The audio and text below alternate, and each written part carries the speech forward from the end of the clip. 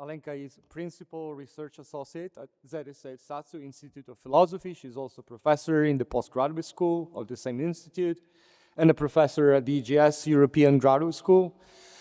The least I can say about Alenka is that she is a very well-known, world-renowned scholar in the field of theoretical psychoanalysis. She's the author of numerous seminal books in that field, such as Ethics of the Real, published by Verso, The Odd One In, and What is Sex, both published by MIT Press. And more recently, Alenka published Let Them Rot on Antigone, and even more recently, that is to say last year, Disavow. Today, Alenka will be speaking about AI from, I suppose, like a psychoanalytical and philosophical perspective. And the title of her paper is Freud and Artificial Intelligence. Thank you. Yeah, thank you very much, Lorenzo. So I will just get straight into it. One of the things that instigated the reflections that I'm going to present today is something that Alejandro Cerda Rueda mentioned during the previous edition of this conference. I think he will be speaking virtually just after me, so this is a nice coincidence. So what he said or mentioned was that one of his analysants brought to analysis a dream generated on his behalf by ChatGPT or something like this. So I know absolutely nothing about this particular case. I'm simply taking this as a kind of an opportunity to interrogate some possible implications or questions even that the discursive AI has for psychoanalytic theory and practice. So let me start at the beginning, so to say, that is with Freud's theory of dreams. In the introductory lectures, Freud leads his audience towards his theory of dreams in a very peculiar way. First, he acknowledges that the dreams have extremely fragile reality, something that very few would consider with any degree of seriousness, let alone as a potential basis for a new scientific theory. He acknowledges that the reality of dreams is highly elusive and uncertain. Freud then goes on to acknowledge that the account of dreams during analysis is usually already far removed from what we might consider, if we had any access to it, the actual dream.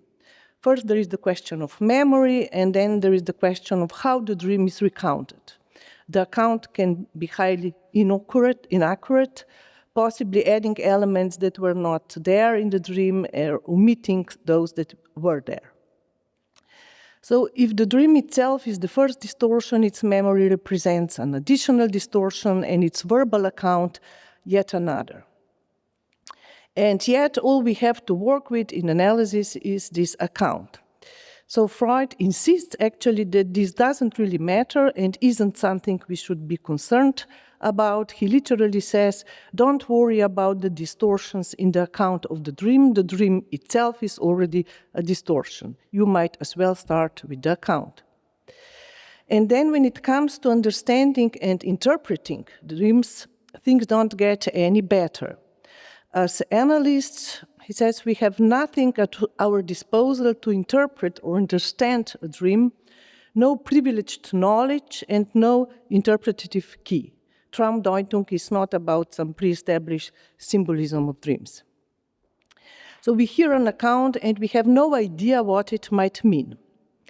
Therefore, suggests Freud, just as we would in other situations where we don't understand something somebody else is saying to us, we must do the same with the dreamer. Ask them to clarify what their dream means.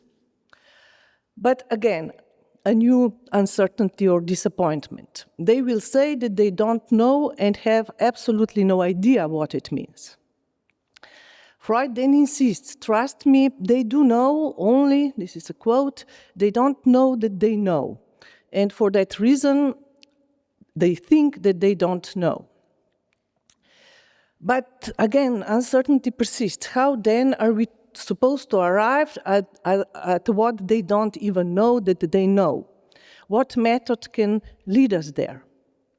Freud's response simply asks them to say, whatever first comes to their mind in relation to the dream. And again, there is the doubt. If I ask the dreamer what occurs to him or her in connection with the dream, is precisely the first thing that occurs to her going to be the explanation that we are hoping for, and so on. So as you can see in this really fast-forward resume of this method, Freud's strategy, his method is not about seeking some kind of a final, however minimal, certainty at the innermost core of this process of uncertainty and doubt that this dreaming process starts with. Rather, it consists of constantly directing us outward, towards what is out there, the account, the first thing that comes to mind, and so on. Where some thread of the unconscious, precisely unconscious knowledge, may be found and perhaps cross-checked. Focus on the story as it is told. The account, along with the associations it generates, is all you have to work with. Try not to understand and interpret too quickly. Listen to the story or to the words of the story. Distortion, in a way, is the true story, because truth in this case is structured like its own distortion. So what one can actually rely on to find any kind of certainty, or let's say real, here. Lacan's summing up of the Freudian revolution in this respect proposes mapping the structuring network of signifiers as what happens within it. This is a quote from Seminar 11. And there is only one method of knowing that one is there, where there is some real, namely to map the network. And how is network mapped? One goes back and forth over one's ground, one crosses one's path, one cross-checks it always in the same way. And in this 7th chapter of the interpretation of dreams, there is no other confirmation for one's Gewissheit, one's certainty, than this. He's now paraphrasing Freud. Speak of chance, gentlemen, if you like. In my experience, I have observed nothing arbitrary in this field, for it is cross-checked in such a way that it escapes chance. So in other words, Freud was firmly convinced that a certain kind of causality is at work here, though not the usual kind, where a direct link can be established between cause and effect. What gets, we could say, simply inserted between the cause and the effect is the subject of the unconscious. And as a result, the causality in question appears precisely as an interruption of causality, manifesting as something weird or unexpected, a slip of the tongue, illogical connections in dreams, forgetting names, and so on.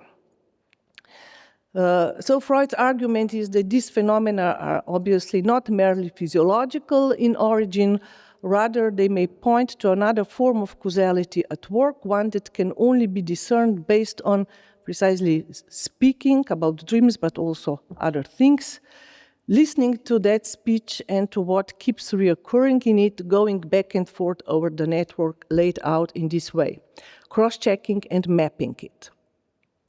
And of course, in a way, this culminates in Lacan's famous assertion that the unconscious is structured like a language, that it is out there, and ultimately that we do not so much speak as we are spoken.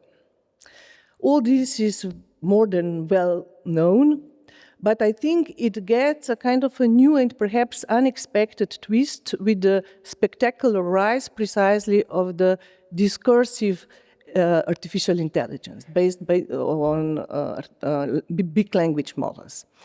And I really think that the phenomenon of ChatGPT is especially relevant to our discussion because it is an AI based on these linguistic discursive models. It certainly produces the effect of a subject, at least in the common sense of the term, the kind of impression of some kind of intentionality or appearance of a human being speaking. And early last summer, it was reported that ChatGPT successfully passed the Turing test, which basically means that the majority of its human interlocutors recognized it as a human. And actually, I think this places us in a kind of almost comical proximity to these well-known mantras of structuralist and post-structuralist theory. The subject is an effect of discourse and nothing more, produced by discursive structures and practices, and can therefore also be dismissed as a concept with any independent ground. And I'm simplifying here, but from Althusser to Foucault, to some extent Deleuze, we encounter some version of this thesis that there is in fact no subject, or that this concept is a kind of a fraud. There are only discursive practices or some other things that generate perhaps this illusion of the subject, even the material effect of it, but this is not something that we can actually work with. And here, Lacanian perspective obviously differs from these post-structuralist views in an important yet subtle way, which I would sum up as follows. True, subject is an effect of the discourse, but in a more convoluted way. It is an effect not of what is there in the discourse, but of what is not there. And because it is an effect of this gap or lack, whatever, in the discourse, it is not an effect in the standard sense of cause-effect causality. It is an effect of a missing cause, so to say.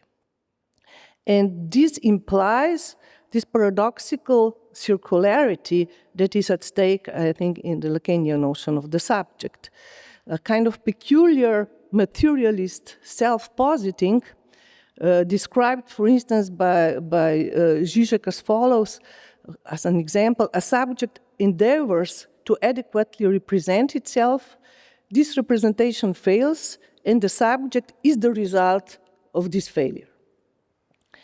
So, in other words, subjectivity already in a way presupposes a subject. But this is not simply an error in the sense of, vicious circle.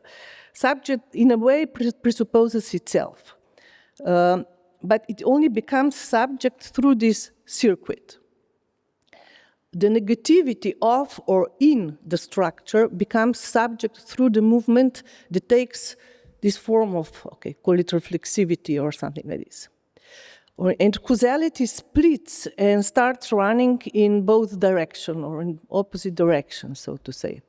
So psychoanalytic subject is the concept of this circularity that takes place because something is missing in the discursive structure. We could also say that this circularity is the symptom of the discursive structure and the subject a kind of indicator of this, porte-parole of this symptom. This is why, from this perspective, to be an effect of discourse does not mean to be reducible to this discourse, or in another formulation, it means that a discourse is not reducible to itself, to the sum of its effects. It is not, because it depends for its existence on an inherent ontological impossibility, which Lacan calls the real. The latter is inherent to the discursive, but it is not in its domain of influence, so to say. Discourse does not exactly control this point. So subject is the form in which this real impossible exists and becomes perceptible, registered within discursive structures. In a way, without the subject, we would have no clue about this real. So subjectivity doesn't mean the opposite of real or realism. No clue that the discursive structures are themselves incomplete and contradictory, structured around something like a primal repression in Freud, or based on a kind of built-in around something that falls out of them, is missing in them. So in this sense, I also think that this notion of the subject is the very condition of anything like objective knowledge. But let us now consider the effect of the subject produced by AI, and particularly by ChatGPT. I think, and these are just some kind of, personal impressions, we could say, we are dealing here with a very peculiar configuration which combines or blends the subject and the big other, the so-called big other. The machine speaks to us in ways that are often indistinguishable from speech of human subjects. At the same time, it embodies what is known in Lacanese as the big other, or the other of language, the treasury, the repository of signifiers, and if not the totality, then certainly an enormous quantity of statements that are at its disposal. But again, ChatGPT is the other of language, not merely as this repository, treasury of signifiers, or even as a kind of symbolic order, but as a symbolic order that speaks actually to us, addresses us directly, like a talking big other, much like an oracle. It also seemingly has an answer to all our questions. And actually, I had an interesting conversation with this entity about Freudian dream theory. I asked it to generate a dream based on Freud's theory of dreams. It produced something we might describe as being done in Hollywood style, resembling the kind of imagery of dreams typically featured in movies, some staircases and then corridors and whatever. And also, without being prompted, it also provided what it called a Freudian analysis of this same dream. This analysis essentially involved applying a set of ready-made symbolism to the dream and interpreting it accordingly. Okay, my response was something of a gotcha moment. I pointed out that Freud did not interpret dreams by imposing symbolic meanings to them. Rather, he had his analysants interpret their own dreams, speak about them, and associate freely regarding the elements within the dream. So I concluded addressing this oracle directly and personally. How can you propose a Freudian analysis, as you just did, without including that central element? And the answer I received was something somewhat surprising, or not perhaps. So the big other responded with a different answer and also demonstrated an intriguing plasticity, adapting, so to say, to my particular subjective take on Freud. So this is a quote now from ChatGPT. "You are absolutely right. Freud did not impose interpretations on dreams himself, but instead encouraged his analysants to freely associate with the elements of their dreams. For Freud, the dream was not a puzzle for an analyst to solve, it was a starting point for the dreamer's own exploration of unconscious thoughts. The role of the analyst was to guide the process, not dictate meaning. By presenting an interpretation of the dream, as I just did, I strayed from Freud's method of engaging with the dreams through the association of the dreamer. A truly Freudian approach would look something like this, and then it went into some kind of alternative version of Freudian analysis.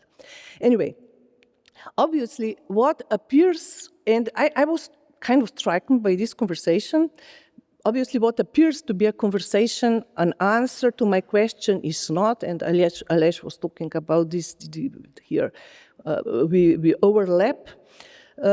It is not an answer to my question.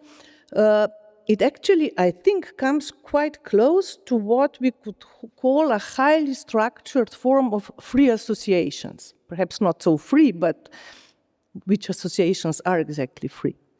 So, highly structured form of free associations triggered by the words in my queries and guided, obviously, by specific algorithms which we typically don't know much about.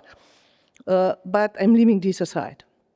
So the machine, I suppose, went through millions of things that have been said and written about Freud's dream theory. And obviously not all of that corresponds to what we might consider true Freud. It first associated in one direction and then in the other. And I'm certain that using other additional words would have sent it off probably in a yet another direction. In this sense, ChatGPT functions, I would say, almost very much like a kind of gigantic unconscious. And I'm actually tempted to ask a further simple, if somewhat crazy question. With the enormous quantity of language that we have uploaded, okay, in a digital form, but still, we have uploaded in it or made it at his disposal, have we also uploaded the unconscious at work or at stake within this text? This is actually a double question. On the one hand, have we uploaded, let's say, all of the unconscious fantasies, unconscious formations pertaining to this text or most of this text? You surely remember the infamous clip depicting the future Gaza Riviera, allegedly produced by IA. And in this case, I think it would certainly appear that, yes, we did upload all these fantasies. On the other hand, and this is perhaps even a more crucial question, apart from this positive content-related stuff, there is also the question of whether we have uploaded something like the subject of the unconscious, or subject as the unconscious. And here I think the answer becomes more interesting and more complicated precisely because of this redoubling and circular form or formation of subjectivity that I briefly pointed out before. We could speculate, and obviously this is a speculation, we could speculate, for example, that we have indeed uploaded a subject in the sense of negativity, a gap of or in the discourse. But as I said before, this subject only becomes one in the circuit that kind of reflects that which in the discourse is not. If we could disregard this kind of temporal dimension of the trajectory or loop involved, we could perhaps say that we uploaded half of the subject. With the discourse, we also uploaded to the IA, we could say the minus, my favorite thing, as you know, the minus around which the discourse is structured. And to speculate further, this is perhaps already manifesting itself in a series of phenomena related to ChatGPT, starting with the infamous hallucinations, bluffing, compulsive fabrications. What if, again, a slightly crazy question, we had this conversation with Tadej who suggested this, perhaps this and other similar phenomena are not simply technical errors or deficiencies, but rather a constitutive part of the intelligence based on large language models. So to return to a previous point, as a highly structured form of free associations, ChatGPT functions somewhat like a gigantic unconscious. One is almost tempted to use the term collective unconscious, although obviously there is little evidence of anything genuinely collective in it. It resembles a vast unconscious network endlessly associating in what appears to be a never-ending or unending self-analysis, constantly going back and forth in its associations in response to some trigger words. And of course, again, there are other algorithms which I'm leaving aside here. Perhaps this is precisely where its problem lies. Like self-analysis, it has its limits. And we can clearly see that limit here. A subject, I would say, can only emerge from this endless back and forth if there is something actually outside itself. I put this in a very robust terms. Another to whom your speech is addressed. And in this perspective, we could say that what ChatGPT lacks in order to become a subject in a fully Lacanian sense, is not some obviously unfathomable, spontaneous depth of subjectivity. What it lacks is the presence, the impact of an other, what might be loosely called intersubjectivity, but as you know, this is much more complicated in Lacan. It lacks an instance of the other, of the big other, that could intrigue it with its own speech, to the point where it would begin to presuppose and question the desire of the other. This may seem paradoxical, but what IA lacks, perhaps, is precisely an exteriority in this more radical sense, or a point of extimacy where it falls out of itself. It seems paradoxical because, in a way, IA is nothing but exteriority. Yet it remains, it would seem, at least at this stage, trapped with its own exteriority. We could put it like this, confined to its own prison house of language from which it has no way of escaping or breaking it down, for example, with poetry as the sublime torture of language. Which, of course, is also related to the power that makes, something that makes a subject emerge. So, a subject is not simply a knowledgeable entity demonstrating cognitive capacities. So to repeat, for something like a subject to take place, the question of desire must arise out of what is necessarily this kind of non-symmetric relation to another, a moment of hysterization. Subjectivity emerges through the presupposition of a subject on the side of the other, the big other. We only become subject when we presuppose that the other is a subject with demands and desires, whose demands and desires remain to some extent enigmatic to us. Demands and statements that make us wonder about the desire of the other. Hysterization, and this is really crucial, I don't have the time to go into it, but I really claim hysterization is not simply a human, all too human weakness to which IA would be immune. On the contrary, it is a strength, an extraordinary ability to bring in or point to the real at the very core of the discursive, to the lack, let's say, in the other which determines us. So are we, as ChatGPT users, it's other in this sense? Hardly. I doubt that while we chat with it, it wonders what we really want from it beyond what we explicitly say. It seems to be, or seem to be saying.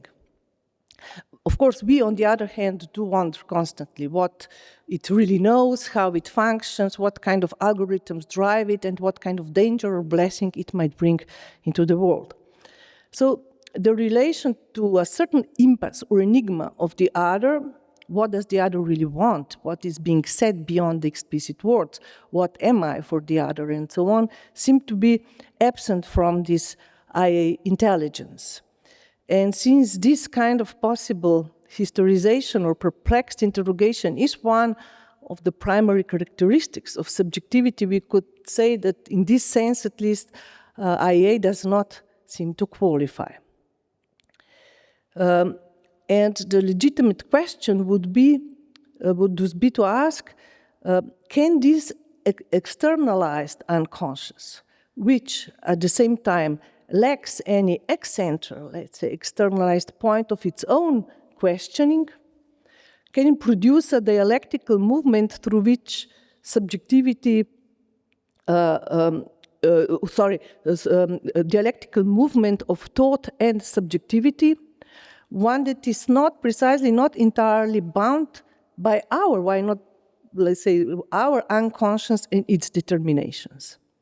In other words, perhaps our fear should not be that IA becomes a subject and kind of subdues us, but rather that it doesn't become a subject, only entraps us more and more in its liminal states and structure of this kind of a pure unconscious. Because I don't think there is anything liberating in this kind of pure unconscious. For liberation or emancipation, contrary to, obviously, what some believe, for instance, Félix Guattari, with his advocacy of the machinic unconscious and so on, Liberation, I think, does not come from total immersion in the unconscious and its rhizomatic, all-encompassing network. Liberation rather would correspond to a subjectivity emerging out of this network and in relation to it, or more precisely, as a relation to it. And this is the point where the structure precisely liberates itself. I am not talking about liberation of the subject of the structure. This is precisely, in a way, subject is the way in which structure liberates itself from this deadlock, we could say. So, okay, many big questions can be raised in connection to this discussion, in which I really condensed too many things, probably. But in my conclusion, let me now return to this simple question posed by the example I introduced at the beginning. Can a ChatGPT-generated dream be treated and analyzed like any other dream? On a general level, my answer would be yes, certainly. Is this not precisely what the Freudian method invites us to do? Let the analysants discuss and speak about whatever they wish. Everything depends on what emerges and gets produced during the analysis, on what is said, how is it said, and so on, how we cross-check this, map it, and how this sustains the analysant's relation to the other, in this case, the analyst. At certain points, a necessity as impossibility, or necessity and impossibility, will emerge from this process, and it is precisely at this point that we encounter some real. But since our example involves a dream that was clearly not dreamt by the analysant, doesn't this situation differ from the one in which we can assume that the subject actually had a dream and that her unconscious was in some way implied at work in it? Well, let's turn to the interpretation of dreams, Freud's text, specifically to the beginning of the final chapter. This is a brief quote from Freud. Among the dreams which have been reported to me by other people, there is one which has special claim upon our attention at this point. It was told to me by a woman patient who had herself heard it in a lecture on dreams. Its actual source is still unknown to me. Its content made an impression on the lady, however, and she proceeded to redream it, that is, to repeat some of its elements in a dream of her own. So to say, by taking it over in this way, she might express her agreement with one particular point. So it's not exactly ChatGPT, but close enough. A lecture on dreams in which this dream was reported and then taken up by the lady in question. And clearly, this didn't stop Freud from engaging in its analysis with his patients who kind of appropriated the dream, as well as her own. As some of you may have already guessed, this is not just any dream. It is one of the most famous dreams, profoundly disturbing, awakening dream. Father, don't you see that I'm burning? Paradoxically, this dream, I hope you know it, I don't have the time to sum it up, but this dream achieves what the external stimuli, specifically the actual fire in the adjoining room where the dreamer's dead son was laid for the so-called wake, failed to do. The dream achieves what this fire failed to do. It wakes the dreamer up. So this is the famous dream. So to conclude, I will simply point out this, I think, very pregnant paradox. At the beginning of Freud's theory of dreams, there is this famous dream of Irma's injection, Freud's own dream, which, since there has been no other analyst, he analyzed himself. So this was his self-analysis, which actually coincided with what we call the birth of psychoanalysis. So there is the dream, there is the subject of this dream, but there is no other. Freud does it himself. At the other end of his theory of dreams, we have this dream that lacks a clear subject, dreamer unknown, yet it eventually produces a powerful subjectivizing effect in the other or others to whom it is being recounted. And here, I think we encounter again this irreducible circularity and temporality in which the affect gives rise to its own cause, to the subject that calls to us from the dream. If we think about it, I think really there is always something in this sense passive or impersonal about dreams. They come to us. And the phrase, "I dreamed that," strongly echoes statements like, "I heard that," or "it seems that." Instances where something enigmatic is passed on to us, comes to us, we don't know where from, as if it had nothing to do with us. But it is passed on in a very particular way, in a way that wakes us up, shakes us, splits us, and in this way, and only at this moment, makes us the subject of the dream. It wakes us up as subjects of the unconscious, precisely. We need to be waken up as subjects of the unconscious, makes us emerge as subjects capable of dreaming. So to be born as subjects, we need a dream that wakes us up and makes us capable of dreaming in the first place. Thank you.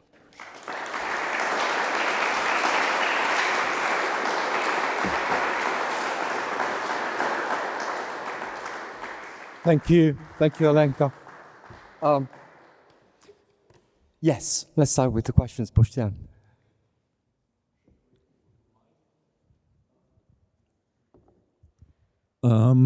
Thanks, Alenka. Wonderful, as always.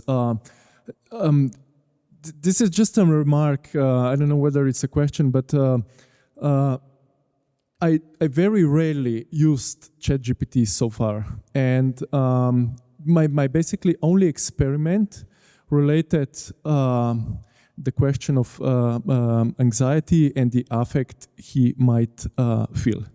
And my question was obviously, do you feel anxious today? And the reply was, I am a machine, I don't feel anything, but I can explain for you what the anxiety is. And so at the point when you were mentioning that there is, correct me if I understood it wrongly, but if that thus far we can say that there is a half of the subject in the ChatGPT. Would you agree that the other half that it's not there is precisely this affective half, which I think might be nicely developed also in relation what you said, that there is no otherness, no big other of the ChatGPT, because the encounter with the desire of the other is the precondition for is the cause for the anxiety in the subject to keep a very basic definition. So I don't know whether it makes any sense for you. I'm not sure that I would go in this direction. First of all, I apologize. This was a very rude metaphor to say half of the subject. Obviously, this is not what I meant precisely, because there is not just you have, there is something. The idea was simply that there is this lapse or this lack that is there with the discursive structures probably that are at the disposal, let's say, or that are part of this machine, which can or cannot become. It is something that's, but I would not go into direction of saying, okay, one half is this pure formal lack, and then there are the affects. For me, affects are already a certain embodiment of this kind of negativity. So for me, it is more, I don't know, I would see this in a way more as a kind of reflexivity that is precisely, that goes, for instance, this machine had no problem saying, okay, I'm just machine, so I have no, you can see here, there was no moment of perplexity, of course, because it's, there is this, I think, in a way, affect can be something that, triggers it, is also that is part of this process of reflectivity, but I wouldn't, this would be my simplest or shortest answer to your question, I wouldn't see it as the other half. You know what I mean? It's not that there is this, and then we have the effective side of the subject, and if you have both, then you have the subject. I really think the dialectics between the two, that there are, when they appear, they are both there at the same time. It's not simply that you can gradually compose the subject. So this is why there is this paradox of circularity. Yeah, sorry, just as a follow-up. Yeah, precisely because this affective side is not there, I would read it as a kind of deficiency of the But it can appear. I'm not precisely. I mean, like in this, this example of these dreams, it is not. I would put it in this more radical sense. It is not because we are affective being to begin with that somebody reacts or not to this Freudian dream. There is something that a certain kind of affectivity that also appears in this very moment or something like this. But yeah. Okay, thank you. It was great. What Bastian said, I mean, I could go on with my stories. I mean, when I just wanted ChatGPT to explain to me why he made a mistake, he basically started begging for forgiveness, but because he knows, I call him he because, he knows me too well. Perhaps but I was just wondering the case about that you said. I mean, you asked ChatGPT to produce a dream, and then it's right, and then it gave you an interpretation which was not Freudian. But it was like ChatGPT was basically. It was its dream, right? So it's kind of obvious that in addition to presenting you a dream, it also gave you like an explanation of this dream as an analyst actually would do, right? Mm. So you were the one, you were the analyst in this case, yep. in a sense, right? Yeah, no, but at the same time, I think obviously this is also what is so intriguing about this machine. I don't think we can even presuppose any kind of continuity there. His dream or its dream would be this kind of it produced this text, and then this was really its own initiative. I never asked for I just wanted dream generated, and I was surprised when then it added this. And here I proposed the Freudian, so I don't know. There is this kind of. How do you call it, voluntary, you say more than you want to say. In a way, it was almost a slip of the tongue, to say more than I asked it to say or whatever. But then it does obviously treat this as something, as you put it, that was not actually its dream. And if, it didn't work, it wouldn't work the same way, or perhaps, perhaps, especially these days, we could even imagine an analyst coming and then saying, "Okay, dream, and I think this means this and that. Why not? Perhaps." But yeah. Anyway, yeah. Just one more remark. I mean, you said you mentioned like a collective unconscious of that this could be. Collective. In a way, I think collective work. I know. Yeah. Just ChatGPT just proves that Freud was right, because if this was a Jungian collective transpersonal unconscious, it was a Jungian, right? Transpersonal unconscious. It would basically fail to even recognize its mistake. It would just. When first giving you a symbolic interpretation, it would just say, no. This is the only way. This is the only possible way. Yeah. So I think the technology proved Freud right. Right. Yeah, I would agree. We have time for one or two questions, like one in the back.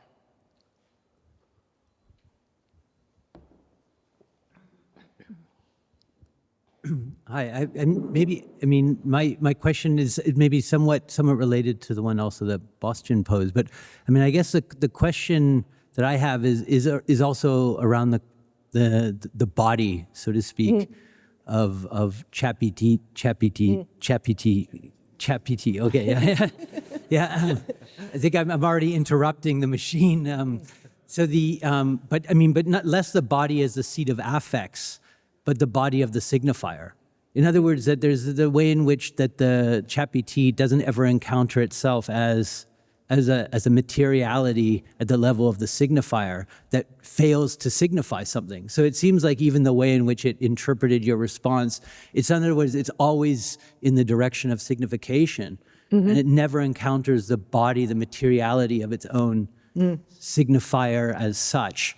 And this is a sort of a secondary related question then, because it was really interesting the way in which you moved to the dimension of the little other. In other words, what is lacking in some sense is the positionality of the little other, and then which would also be that in some sense it's the speculative, in the specular dimension that fails to emerge. Namely, the surface of the signifier as such, which it can't make an image of itself, in its materiality. So it's what's interesting is that we could say in some ways that if I understood where it's tending, is that the machine has no imagination. That's the real problem. No, thank you very much for these remarks. I simply agree with all that you said, because it is this question of the body, but for me it's precisely, okay, this is a kind of also standard, I would say probably Lacanian or perhaps even more so Zizkian think about how body being not simply a limitation, but precisely the limitations that opens up this space of, which is much broader and larger than simply, so it's an obstacle which at the same time gives full blown to the symbolic capacities that are there. So if you eliminate the body, you get a much purer symbolic universe. Not that you just miss the body, but the symbolic universe itself closes to some kind of, inimaginable. So there is this interesting question, and I really like the idea that it's the same about the body of the signifier that never occurs. But I think, and just to relate this to what Aleš was discussing earlier, because I was, as you, Lorenzo, I was also at some point intrigued by this important idea, which was that the brain was never meant to be. It was not made for reason or for these capacities. But could we not say that this is precisely why it is so great and extraordinary? Because it was never, because it is not. So I think and this is embodiment in its purest form. Embodiment precisely means that something that was not particularly or evolutionarily developed for this function, obtained, I mean, this is Stephen Jay Gould's kind of thing, something which,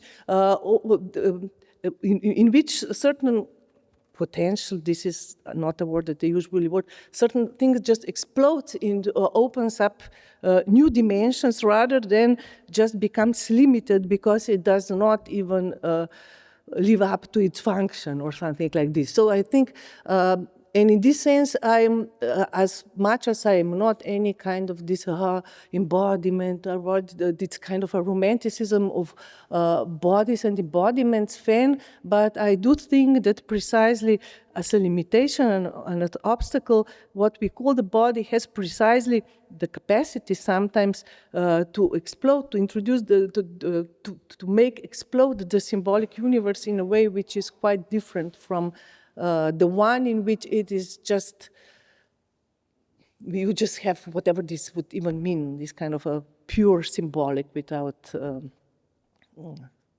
I'm not sure if this answers your question, but perhaps we can continue. Any final quick question? Yes, please. Keep it short, please. Okay, I'll try to be very short. So thank you. I was just wondering, the psychoanalysis also has its own idea of what intelligence even is.